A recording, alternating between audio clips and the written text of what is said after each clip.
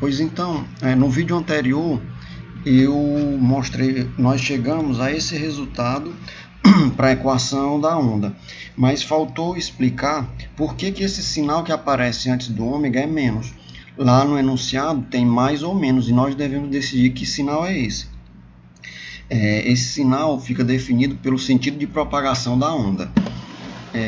Se ela estivesse propagando para a direita, o sinal é negativo, como está aqui. Se ela estivesse propagando para a esquerda, o sinal é positivo.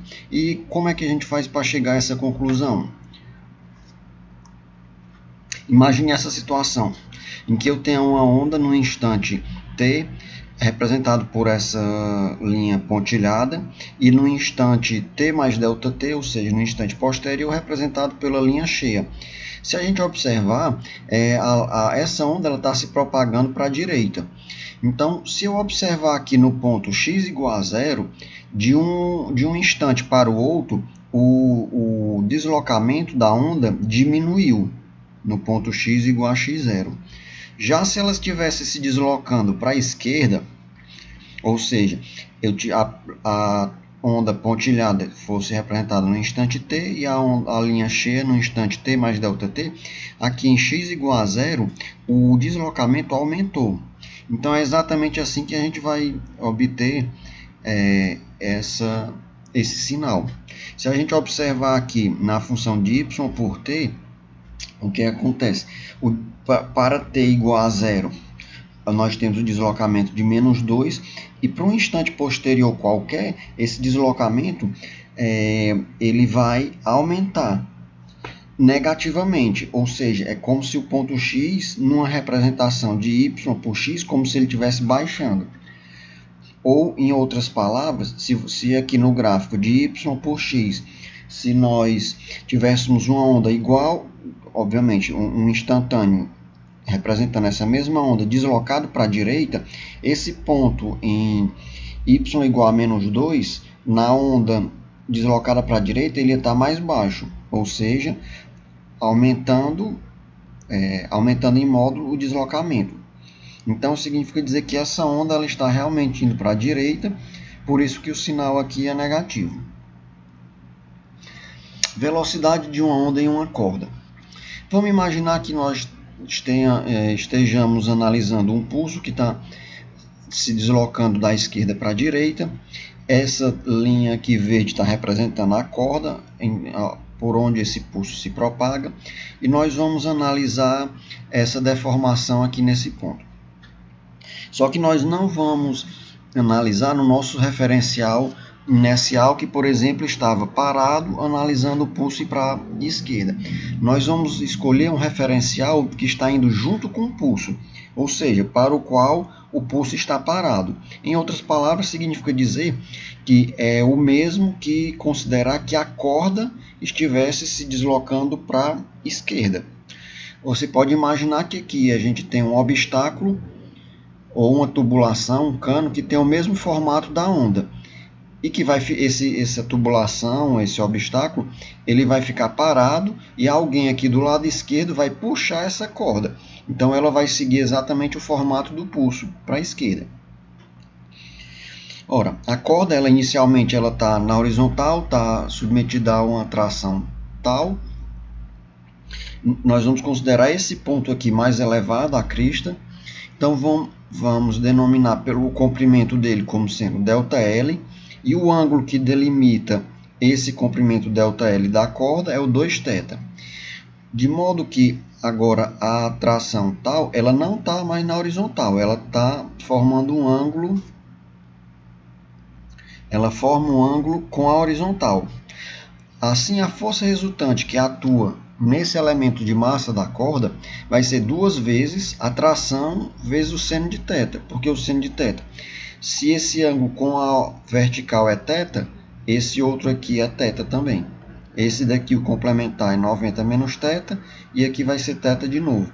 Então, a componente horizontal é tal cosseno de θ, e a vertical, que vai apontar aqui para o centro, para o ponto O, é tal seno de θ. nós vamos considerar que o deslocamento, que esse ΔL seja pequeno. Isso é razoável? É sim. Por quê? Porque na maioria dos fenômenos, para se manter as condições de que o pulso não se deforme, em geral a gente deve ter um deslocamento pequeno, certo? Então é razoável a gente usar essa condição. De tal forma que a gente pode substituir o seno de θ por θ. E o θ a gente sabe que é igual o comprimento pelo raio. Nós estamos fazendo uma aproximação de que nesse ponto aqui a curvatura a gente possa traçar uma curva de raio R. Como eu tinha dito, o 2θ igual ΔL sobre R. Mas a gente sabe também que força é igual a massa vezes a aceleração. A massa, a gente vai considerar que essa corda tem uma densidade linear uniforme, μ, que é igual, μ é igual a ΔM sobre ΔL. Então, isolando ΔM é igual a μ vezes ΔL. E a aceleração? Ora, se eu estou num referencial do pulso que está parado e a corda que está se deslocando, então esse elemento de massa, ao passar por esse ponto mais alto, pela crista, vai ter uma velocidade v horizontal e submetido a essa força resultante apontando para o centro, ou seja, vai ser a aceleração centrípeta, que é V2 sobre R. Então, substituindo agora força resultante, massa e aceleração, nós encontramos que a velocidade em termos das características da corda e da força é V igual a raiz quadrada da tração dividido pela densidade linear de massa. Exemplo: um bloco de massa M apoiado por uma corda repousa sobre uma rampa sem atrito de ângulo θ com a horizontal. O comprimento da corda é L e a massa M é muito menor do que M, que é a massa do bloco. Derive uma expressão para o intervalo de tempo necessário para uma onda transversal se mover de uma ponta a outra da corda. Ora, a gente sabe que como a tensão não vai variar, a densidade da corda também não varia, então a velocidade é constante. E V é igual a L sobre ΔT. Então, isolando ΔT, fica ΔT igual a L sobre V. O V a gente acabou de obter a expressão como raiz da tração sobre μ. Dessas duas equações, encontramos que o ΔT é igual a L raiz quadrada de μ sobre T. Aí nós vamos aqui colocar as forças que estão agindo no bloquinho. Eu tenho a tração T, puxando ele aqui para cima, o peso na vertical para baixo e a normal aqui perpendicular ao plano para cima. Ora, aqui esse ângulo que o peso faz com a linha que é paralela à inclinação do plano é 90 menos θ. Então, essa componente aqui vai ser P seno de θ. Como o bloco está em equilíbrio, P seno de θ é mg seno de θ igual a tração. Então, substituindo a tração nessa primeira equação, a gente obtém que o ΔT é igual a L raiz de densidade, massa sobre o comprimento. E a tração é mg seno de θ. Aqui, se a gente fizer esse L entrar aqui na raiz, ele entra com o expoente 2, que vai se cancelar, um desses L vai se cancelar com esse daqui, que a massa está sendo dividida, sobra só um L em cima. E embaixo a gente já tinha mg seno de θ.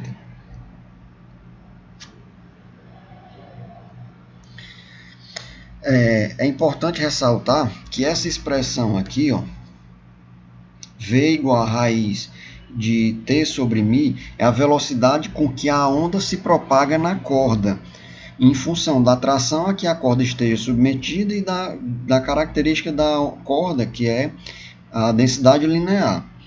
Contudo, nós já vimos em alguns slides que à medida que o pulso se propaga na horizontal, um elemento da corda sobe e desce. Nós identificamos, inclusive, que esse movimento é um movimento harmônico simples. Então, é interessante encontrar qual seja a velocidade desse elemento da corda. Ora, muito simples. Nós já temos essa expressão para o deslocamento y em função de x e t. Ora, o que é que vai acontecer? Imagine que esses pontos pretos são pontos da corda E essas setinhas verdes são as velocidades, num dado instante de tempo. Então, quando a corda em algum ponto X atinge o pico, ele para poder retornar ao movimento. Na metade seguinte, os elementos estão subindo e na metade anterior estão descendo. Por isso que a onda vai se propagando. Enquanto que a velocidade de propagação da onda está aqui, na horizontal. Essas setinhas verdes verticais são as velocidades das partículas na corda. Então, basta derivar. Se a gente já tem a expressão de y, basta fazer dy dt para encontrar a velocidade vertical dos elementos da corda. Se a gente derivar o seno, dá menos o cosseno. E aqui, como é a derivada em t, a constante menos ômega sai da função seno. Então, fica menos ômega vezes a cosseno de kx menos ômega t mais φ. Eu não tive tempo de corrigir, mas esse a está substituindo o ym, tá bom? É a mesma amplitude. Eu só achei essa figura em outro livro, estava em inglês, e eu não tive tempo de corrigir a equação. Mas esse a representa o deslocamento ou a amplitude, que é o mesmo ym das equações anteriores. Para a aceleração, também, se a velocidade da partícula está variando, uma vez que ela sobe e desce, a gente também deve calcular quanto é que é a aceleração de um ponto da corda. A expressão para a velocidade é essa daqui, então a aceleração vai ser dv dt. Se a gente derivar agora o cosseno, a gente volta para a função seno e novamente a constante menos ômega sai da função seno. Aqui, como já tinha um menos, essa equação está errada. Vocês corrigem, por favor. Aqui tem que ter um mais, porque já tinha um sinal menos aqui. Quando eu tirar esse menos e aqui não tem esse ômega 2, certo? Aqui, para a velocidade, é só um ômega. Aqui não tem esse 2 aqui. Aqui tem o 2 na expressão da aceleração, mas não tem esse sinal negativo. Então, resumindo o que eu acabei de falar, é o seguinte.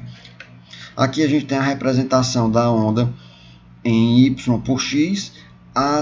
Os pontos estão representando alguns elementos de massa da corda.